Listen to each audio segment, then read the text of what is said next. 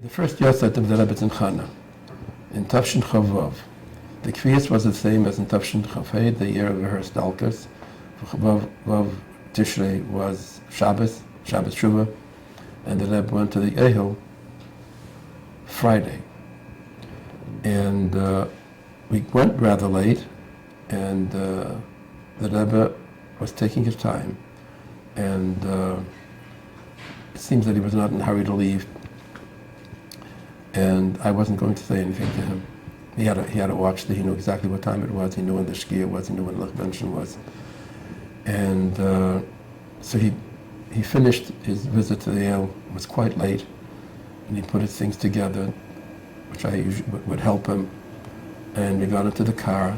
It was about 50 minutes to Lechbenchen, and it seemed that he wasn't in a hurry to leave his mother.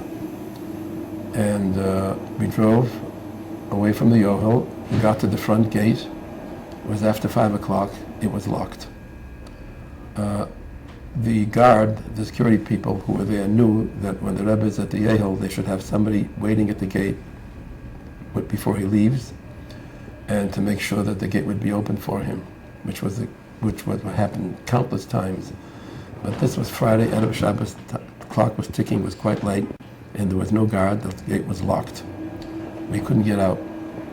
And at that time, there was on Springfield Boulevard, there was a store that sold newspapers and candies, and there was a telephone, and the public telephone was before cell phones.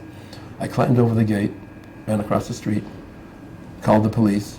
I told them that the rabbi is here. We're locked into the cemetery, and it's just a few minutes before the onset of the Sabbath, and we must get to Crown Heights on time.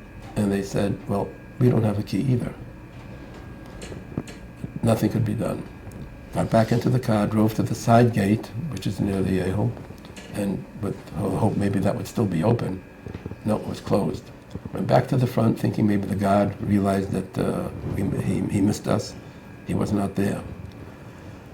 And on the way back to the side gate, I was praying in my heart that it's the Rebbe, it's Shabbos, it's his first Yartzeit, and I just prayed that something should happen, that we should be able to get out and get back to 770 on time before Lechbenchen. And while I was driving, it just occurred to me that the gate that's closed on the side near the Ohel, like every gate, has hinges. If we can take the hinges out by some means, then the gate would collapse and we could get out. So got up to the gate on the side. I took the lug out of the trunk. That's what you used to change a tire. And I had a screwdriver in the car, and I started taking out the pin from the hinges. Meanwhile, the Rebbe got out of the car and was standing right next to me. I guess he was praying too, but I didn't have the time to concentrate on anything other than getting the hinges out of the pins out of the hinges. And lo and behold, they started easing out with 2 or 3 hinges, and when the last pin came out, the gate fell down. The Rebbe helped me pick it up with a steel gate and pulled it to the side so that we could get by.